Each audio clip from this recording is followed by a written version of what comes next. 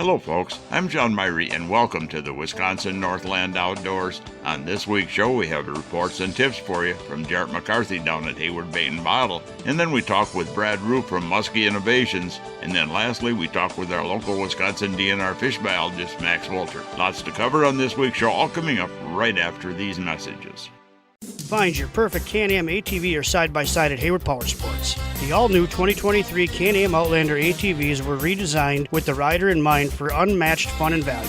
Hit the woods or trails with models starting at $5,999. Plus, for a limited time, take advantage of a $500 rebate or 2.99% financing on select models. Looking for a side-by-side? The Can-Am Defender is the perfect utility side-by-side that's extra tough on the worksite, the ranch, or wherever you need to get the job done. Feel the adrenaline surge in the high-performance Can-Am Maverick, or get the best of work and play with the ultimate crossover, the Can-Am Commander.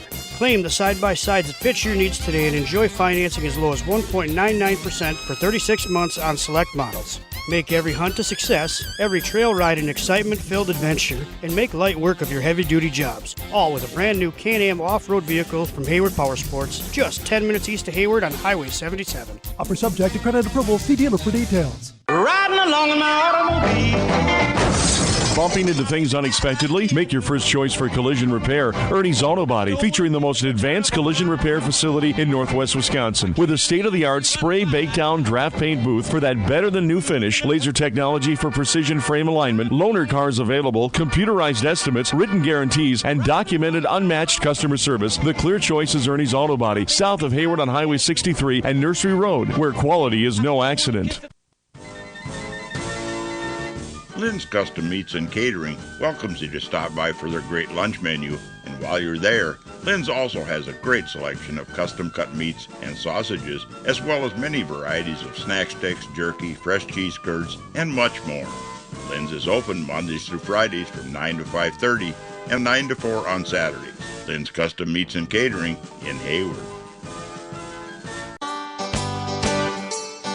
We're down at Hayward Bait and Bottle recording with Jarrett down here, and Jarrett, trees are even starting to change color already on us here, so I think fall is underway here and there should be some really good fishing. Yeah, absolutely. Yep.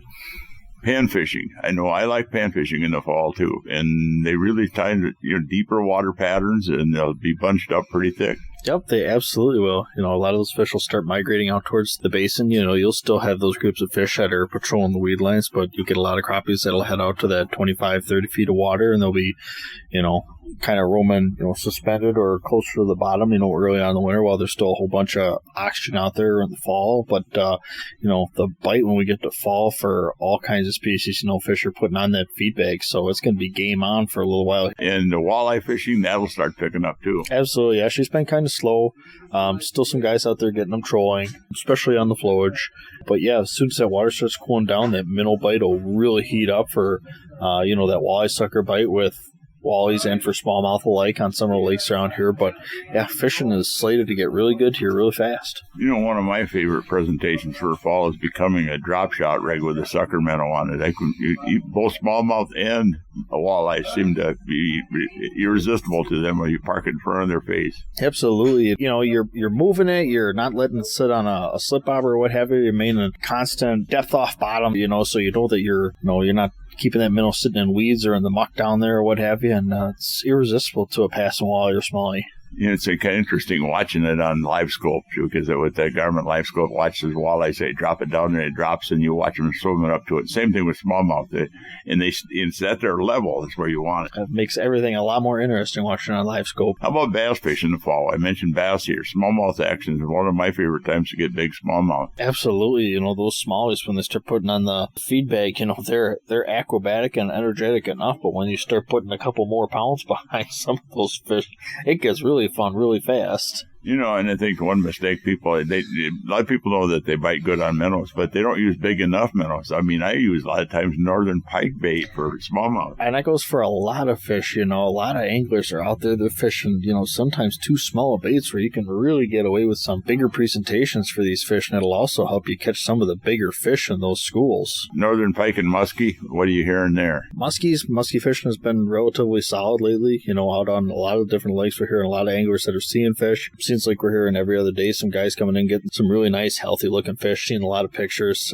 Guys still running bucktails, some topwater, some glide baits out there. As far as northern pike, obviously they're getting the eaters, all over the place, but those bigger fish are still sitting out a little deeper right now. And everything's going to calm down. There's been a lot of traffic on our lakes in the summertime here, a lot of skiers, a lot of traffic. That affects the fishing too, and that'll all kind of quiet down now after Labor Day, and there'll be the official, I think, besides the fact that they're fattening up and they're making eggs for next year, there'll also be the fact that there's less traffic out on the lakes. Absolutely. Between the traffic getting off the lake and that water cooling down, allowing fish to move back up into shallower waters, kind of expanding, comfortable waters that they can be in, it's going to get a lot better fishing-wise. And the hunting seasons are upon us here, too, so guys that want to get prepared for that, you might start thinking about it. Yep, absolutely. We're set up for you here.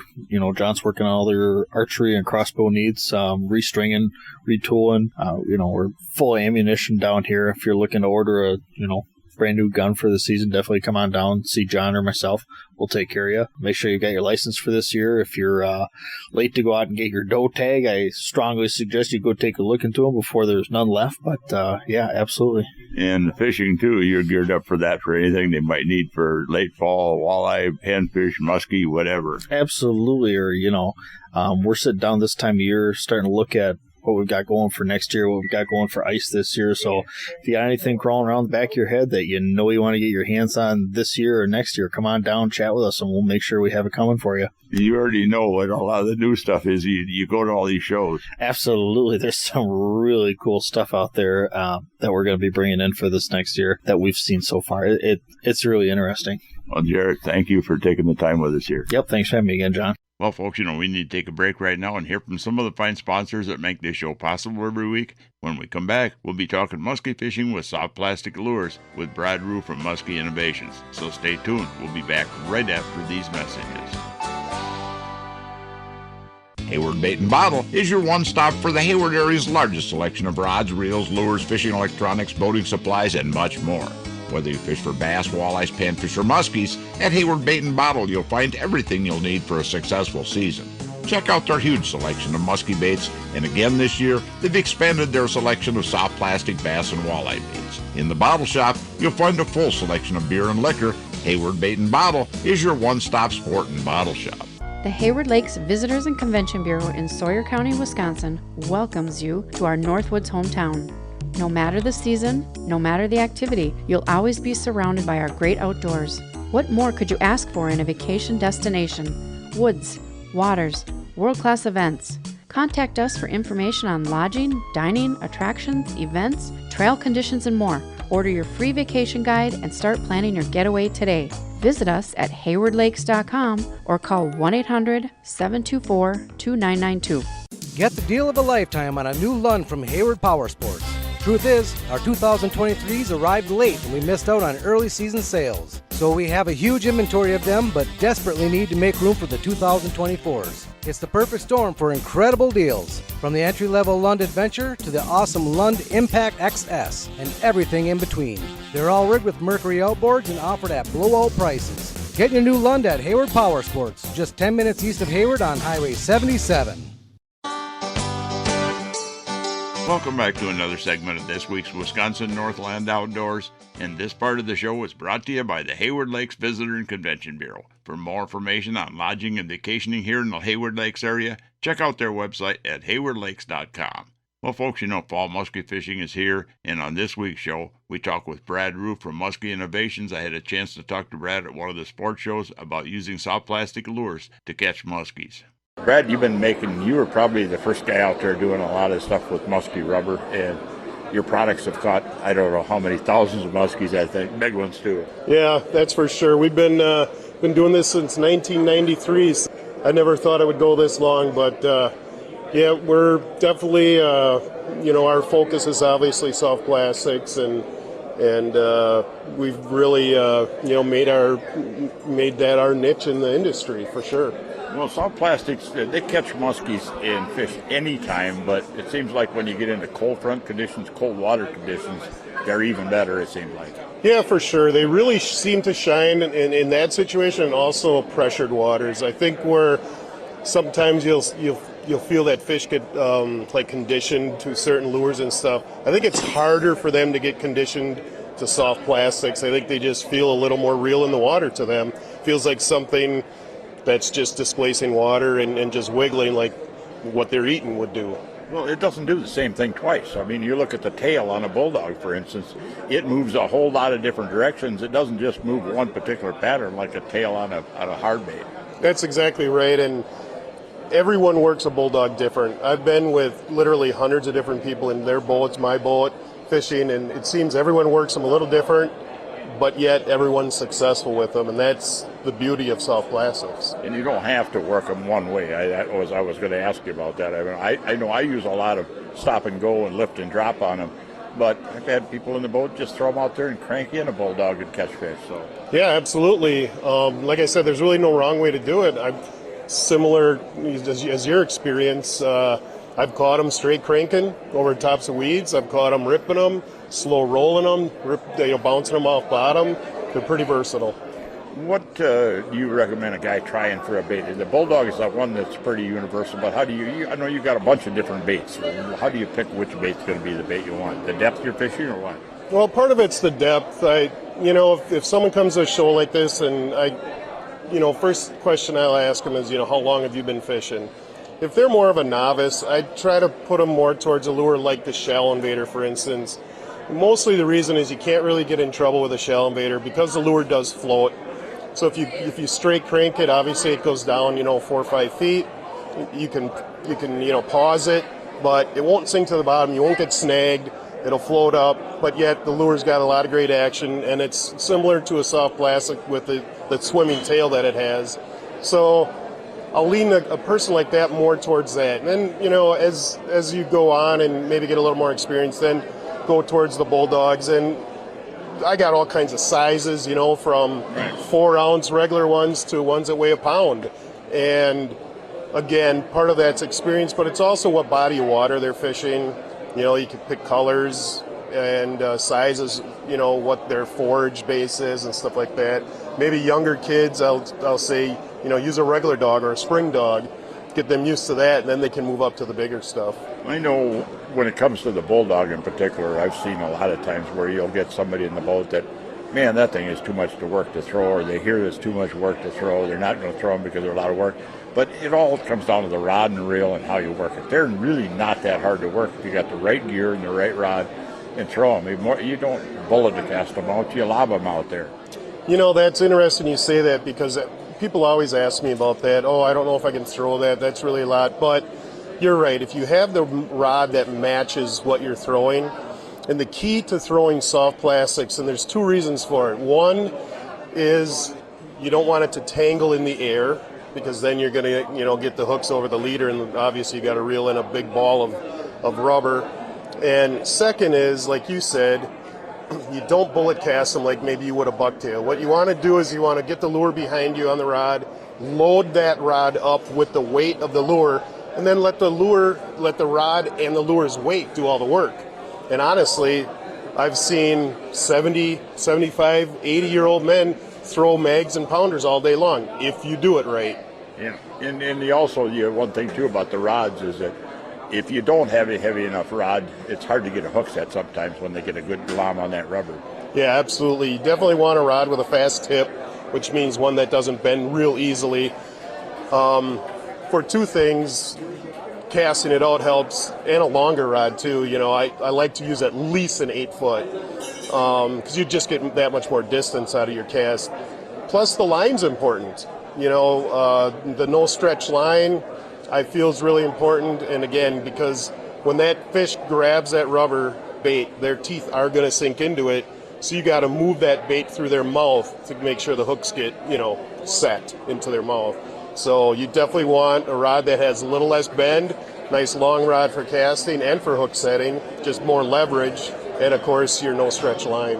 Brad, what's your website? People want to look at the different products and stuff. It's easy. It's www.muskyinnovations.com. Brad, I want to thank you. It's been interesting talking to you here. Sounds good. Thanks a lot. Well, folks, we need to take yet another break and hear from even more of the fine sponsors that bring this show to you every week. When we come back, we'll be talking to our local DNR fish biologist, Max Wolter. So stay tuned. We'll be back right after these messages. Hey folks, come on over to Hayward Ace Hardware and check out the area's largest selection of firearms, ammo, and accessories. We carry top brands like Browning and Sig Sauer, and we have a great selection of the newest and hard-to-find models. We've got a large selection of ammo with more coming in daily. If you need a scope, we carry great brands like Leupold, Hawk, and EOTech, and we'll even mount it and bore-sight it for you too. We even sell suppressors and silencers. And don't forget to check out our Guns of the Week. Huge discounts on a variety of pistols, rifles, and shotguns that change every week. So stop on in to Hayward Ace Hardware, your firearms superstore. Hayward Ace Hardware, Highway 63 North in Hayward, or give us a call at 715-634-8700. Hey folks, the Log Cabin Store in Northwoods Beach on Highway K between the Big Lakes has groceries, ice, beer, liquor, and pop, and now has all new tackle and bait supplies. All current antiques and household items are now on sale, and all must go to make room for the sport shop. That's at the Log Cabin Store in Northwoods Beach between the Big Lakes. Hayward Animal Hospital is a full-service medical and surgical hospital featuring on-site laboratory, digital and dental x-ray, in-house pharmacy, and online store. Dr. Ostrander has 40 years of experience dealing with illnesses, injuries, surgery, and dentistry. Hayward Animal Hospital offers urgent care appointments and emergency surgery daily. Please call early in the day for these appointments. They open at 8 a.m. Hayward Animal Hospital is located 1 mile east of Hayward on Highway B. Call 715-634-8971. If you'd like to have your time fishing be more enjoyable and productive, hiring a fishing guide can be a good investment. Whether it's learning more about fish patterns throughout the year, learning how to use your depth finder to find the best spots and fish, learn how to use that GPS to get the most out of it, or learn better boat control. A day on the water with a guide can really help you to be a better angler, as well as make a day on the lake very enjoyable. To book a guide trip this year or get more information, you can find us on the internet at www.wiscnorthlandoutdoors.com, and then just click on Area Guides. Welcome back to the last segment of this week's Wisconsin Northland Outdoors. And folks, you know, the other day I had a chance to catch up with our local Wisconsin DNR fish biologist, Max Wolter, to talk about fall surveys and a lot more. Max, good to have you on the show here. We hit you on where we can. Yeah, thanks for having me. It's been a little bit. We've been busy. I'm sure everybody's been busy trying to get the most out of this summer. And yeah, lots going on. And that's the hard part about getting you on the radio, because you're usually pretty busy. Yeah, and there's always something going on. And so I feel like I'm always telling you, hey, check in with me next week. We'll be done with this, and then we can talk about it. And then we start the next project, and then it's another week. So yeah, but happy to kind of be here in this. I guess we already got to kind of call it the transition from summer to fall. You bet. Let's talk a little bit about some of the projects you were talking about were going on this summer and are still going on. Yeah, I think that's kind of what's eating up a lot of my time right now in a good way. Is we have a lot of what I'd call special projects, kind of outside of our usual routine of doing surveys and stocking and regulation changes and all that. We're doing some cool stuff. So, you know, one that's kind of a community project is we're trying to make Shoes Pond into a more, you know, family-friendly fishing place. So we're working with the Terry Peterson Foundation, working with Nelson Lumber. We're going to build some fishing platforms out there. We're going to do some more planting along the shoreline, just make it a nice, beautiful place for people to go out and fish. You know, we stock that pond every year, and we'll continue to do that, but make it easy for kids. So that's one we've been working on. We've been working on our Cooteray River smallmouth project, kind of the last year of that, I'm thinking, and that's been really cool. Tagging smallmouth. We're looking at different elements of smallmouth habitat and how can we create more good smallmouth habitat. We got a project going on Spider Lake with the pike and muskie situation out there. We're looking at doing some habitat stuff in Musky Bay. We're looking at doing, when I list them all out here, this is getting wild. We're looking at doing some woody habitat stuff for trout on the Namakagon River. So lots of irons in the fire right now. And they're all coming along pretty nicely. Like all of them are making good progress. You're a busy guy, and I mean, you mentioned that Shoes Pond project, but you know, it always seems like we don't have enough areas people can fish from shore in places, and you've got other places that you've worked on in the past and maybe have some plans for the future. I don't know. Absolutely, yeah. I mean, it's Hayward. People come here to fish, and we make it a big part of our culture locally, so we want to make sure that we have those opportunities for all skill levels, all abilities, anybody who wants to come here and fish. You know, we got tens of thousands of acres of water you can get out on if you have a boat, but what if you don't have a boat? And so that's where we work on the river fisheries, the paddle fisheries, opportunities, the shore fishing opportunities, piers, docks, fishing trails that we're doing on the Chippewa flowage. So we want to have that full diversity of opportunities for people. So anybody who calls me up and says, hey, I like fishing this type of way, we're going to have something we can offer them. I remember growing up, we didn't fish from boats often. We fished from shore most of the time, and there's still people who want to do that. Absolutely, and some of those people are people that can't drive a car yet because they're young. So this is for kids. I was a kid on a bike with a fishing pole for most of my childhood, looking for places I could go. And Shoes Pond is such an obvious one. It's right there in the middle of town, and can support a good little stocked panfish, pike, bass fishery. And I know you did some surveys. You'll have surveys coming up in the fall. I mean, let's look at our walleye fishery up here. What have you been finding? I know we've had some problems in the past as far as recruitment. Things are changing out there, but we still got a pretty good walleye fishery. Yeah, absolutely. And, there's different ways to think about kind of our whole portfolio of walleye fisheries. If you look across the whole area, you're not just focused on one lake. You look at everything that's out there. We still have some really incredible fisheries that I would call bright spots. They have been doing well. They continue to do well. We want to keep them doing well. That would be places like Round and Grindstone and the Chippewa Flowage, Moose Lake. Those are ones that we don't have to do a whole lot to keep that walleye fishery humming along. Then we have kind of the next step down, which is, lakes where we've had to do a little bit more to try to maintain a population, often that's stocking. And that's been a big emphasis over the last, almost 10 years now. We've had the walleye initiative. We're stocking more of those large fingerlings. We're doing it at different rates, and we're stocking them into a whole bunch of places. Well, now we're far enough along into the walleye initiative that we're going back and we're evaluating, what's out there, what sort of a fishery were we able to create. And so we actually did estimates on 3 walleye initiative lakes this year. We did Lost Land, we did Teal, and we did Big Chautauqua. And it was really nice to see that each of those had improved fairly significantly since when we started the stocking. So Lost Land went from 0.4 of an adult walleye per acre, 0.4, up to almost 1.5.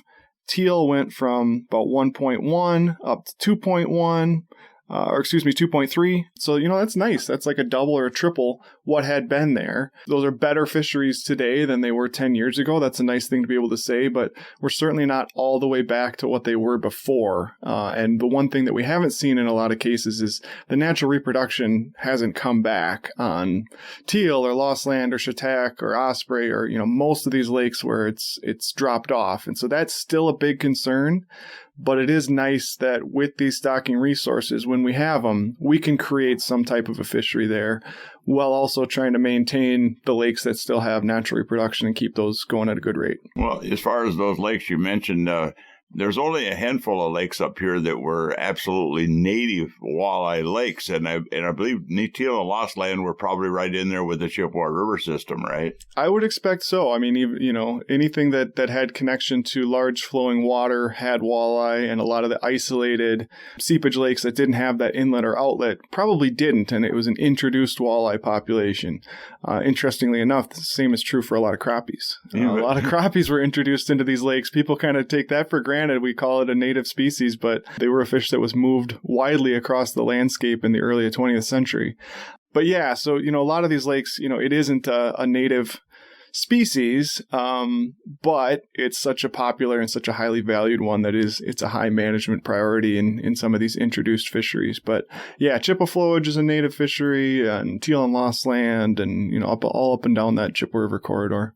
You mentioned crappies, and a lot of the focus goes on crappies when it comes to fishing, too. But the one species of fish that I don't see actually having a problem up here that's doing better, it seems like, by the year, is the bluegill population in a lot of lakes. Yep. And, no surprises here when you really kind of zoom out and you think about what these fish are and what they like.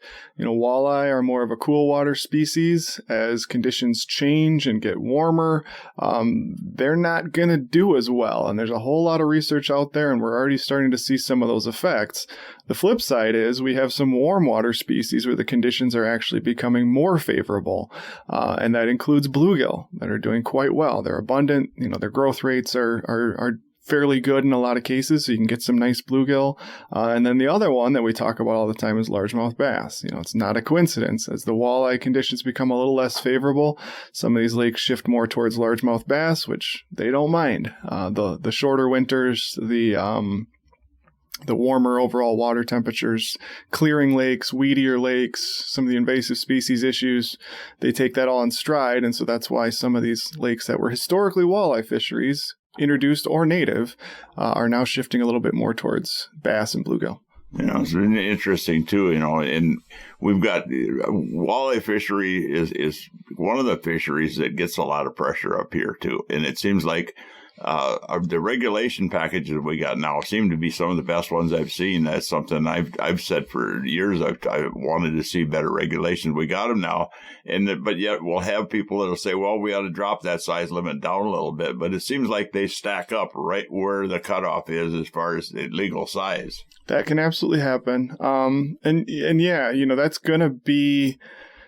It is a big issue, and it will continue to be a big issue going forward to make sure that we have regulations that kind of match our circumstances. So, let's say 30 years from now, we have even less high-quality walleye fisheries than we do today, but we still have roughly the same number of anglers out there looking for walleye. So it's going to be continuing to concentrate people on the remaining bright spots, or whatever you want to call them, the resilient walleye fisheries. And so what does our regulation approach look like in that circumstance? We probably can't sustain the same level of harvest that we have in the past.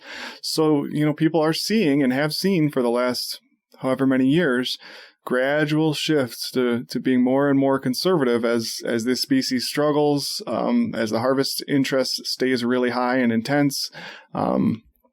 It's just going to be kind of a reality. We do want to manage walleye as a harvest species. We want people to be able to take them home, but we can't probably have these hyper liberal regulations, and we can't always be chipping away at them and saying, we're going to take a little more, take a little more, because we kind of know where that ends up, don't we? You bet. Well, you got to look at it. We're going to talk about this on another show too, but the technology today and the advances in equipment and gear, and the anglers are just getting better. I mean, the fish are getting smarter, but the anglers are getting better. And with what we have available, we have to look at regulation packages too. Right. And I see that topic getting a lot of conversation now within the angling community. And I think that's good that, we're all taking that look in the mirror and saying, whoa, what's going on here? It's always been an arms race between the fish and the people, right? Always is. Yeah. Every technological advancement, we probably thought was the undoing of the fishery. And some have turned out to not be a big deal, and some of them have.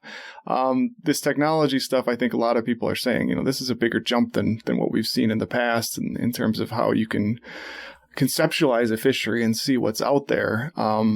But, just because you can see a fish on live scope and just because you can maybe catch a fish a little easier doesn't necessarily mean that fish is going to be harvested. And so that's going to come down to a question of, is it going to be volunteer type stuff where anglers are just going to change their ethic to not keep as many fish if they're catching more? Or does it have to be regulatory where it's an actual angling regulation that says, no, you can't. This is what you're allowed to keep, right? You bet. Well, and talking about a bunch of things you got as we wrap up this show for this week here, you've got a whole bunch of projects that are going to be going on as far as surveys coming up in the fall here too, right? Absolutely. Fall's always a busy time, usually starting right after Labor Day. We're out on the lakes doing our fall electrofishing. We hit a pretty regular group of lakes that includes most of the large ones in the area. And what we're looking for is, have we had good walleye year classes? Have we had musky year classes? What's our stocking success from the previous year? And that data all kind of feeds into how we view these walleye fisheries and their resilience. We want to see the ones that have had good reproduction continue that. We want to check up on our stocking, our investments there. So it's all really useful stuff. And it's kind of our last chance out on the water before things ice up. And then, another year's in the books. You bet. Well, Max, interesting talk with you here today. I want to appreciate you coming on here. Yeah, thanks for having me. Well, folks, we're about out of time for this week's show. I'd like to remind everyone out there that if you miss a show, go to our website at WNOradio.com. And from there, you can link to our podcast site, and the show is also on Spotify and Google Podcasts every week. And also, if you're looking for information on vacationing and lodging here in the Hayward Lakes area, check out the Hayward Lakes Visitor and Convention Bureau website at haywardlakes.com. Thanks for listening, folks. We're out of time, and we'll be back again next week with another interesting show for you. Listen with me, I'm gonna take you there to our Wisconsin outdoors, our Wisconsin outdoors. This program has been produced and hosted entirely by Wisconsin Northland Outdoor Communications. Any and all views expressed are not necessarily those of the station.